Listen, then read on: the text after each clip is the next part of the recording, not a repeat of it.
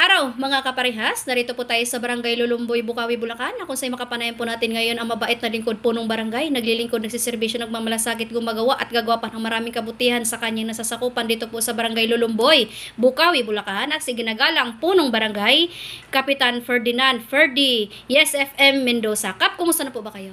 Okay po, mabuti po. Okay, Kap, may tanong ko lang po, kumusta na po ba sa ngayon ang Barangay Lulumboy? Okay naman po ma'am, malinis po ang aming kalsada dahil pinapatupad po natin ang ating road clearing operation. Okay, unahin po natin Kap regarding for the prison order, kumusta po ba sa ngayon ang ating prison order sa barangay natin? Okay naman po ma'am, ongoing po yung ating curfew sa mga kabataan, and then nagdadagdag pa po tayo ng mga raming CCTV para po yung mga lugar na madidilim ay atin po nakikita, lalo na sa gabi. Okay. Kumpara sa inyo Kap bilang ating ama ng barangay, ano po mga ina-adapt niyo pong batas dito para matili po ang kapayapaan sa ating nasasakupan sa Barangay Lulumboy? Yun nga po, unang-una, nagawa po tayo ng ordinansa para po magbawal sa mga nagiinom sa kalsada dahil po isa sa nagmumula ng gulo dito po sa aming barangay. Okay. So bukod pa po dito Kap, ano pa po ang ating mga ina-adapt na batas para manatili po ang kapayapaan? Yung pa po, yung yung pagsisita sa mga kabataan, pag 10 oras ng gabi, yung nga po yung curfew na aming pinapatupad. Ongoing po palagi ang pag-ikot po ng aming mga ronda ng mga tanod dito po sa aming barangay.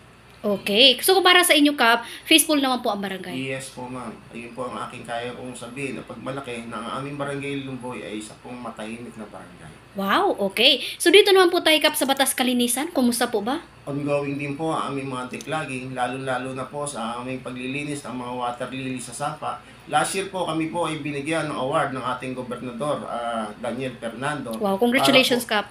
Para po sa gawad galing sa barangay dahil po sa paglilinis ng aming Sapa.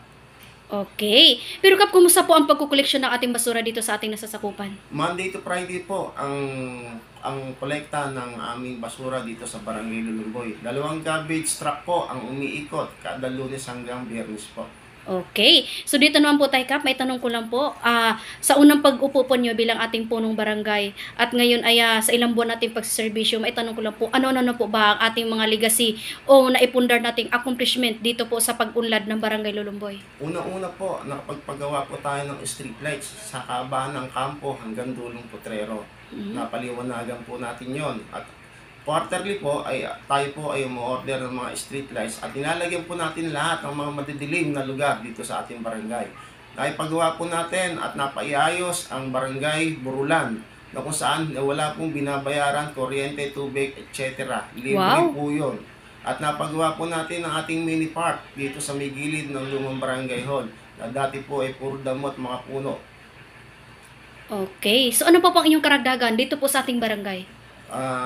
Yun nga lang po, ang nakakalungkot. Inaamin ko po sa inyo mga kababaryo na yung baha po ay parang hirap po nating mapigilan yan. Pero gumagawa po tayo ng paraan, ang humihiling po tayo sa ating mga matataas na nanunungkulan upang ang mga tungkol sa baha ay ating masolusyonan. Okay. Okay. Kumpara sa inyo Kap, bilang ama ng ating barangay, ano naman po ang karagdagan nating pang priority sa pag-unlad ng barangay? Unang-una po, ang priority ko po yung kalusugan ng ating mamayan.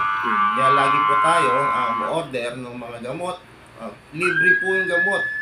Para po sa lalong-lalo na sa mga senior citizen na nag-high blood. Yun po isa sa mga priority ko. Kalusugan po rin mga aking mga kababaryo. Okay. So kumbaga yun ang pinaka-priority nyo po Kap, ang matulungan po ang pagkalusugan sa ating mga kabarangay. Okay? Kung nanonood po ngayon ang ating mga minamahal na mga kabarangay, ano po ang inyong panawagan at mensahe para sa kanila? Ang aking pong panawagan, sana po ay tayo sumunod sa kung anumang batas o ordinansa meron tayo. Asahan niyo po ako na ako'y kaakibat nyo, basta tama po ang ating ginagawa. At ako po'y kalaban nyo kapag mali po ang ating ginagawa. Tandaan niyo po yan at asahan niyo po mananatili po ang kaayusan at katahimikan dito sa ating Barangay Lulumboy hanggat tayo po ang nakaupo rito. Okay. Ang inyong mensahe naman po sa ating lahat ng ating mga barangay worker at lalo po sa inyong mga kagawad? Ako po taos-puso nagpapasalamat sa aking mga kasamaang kagawad na kahit nung nakaraan hindi po tayo magkakampi. Pero dito po sa akin po nakikita kayo po ay nakikisa sa akin dahil alam ko naman po na alam nyo na ating ginagawa ay para sa mga nakakarami. Maraming salamat po.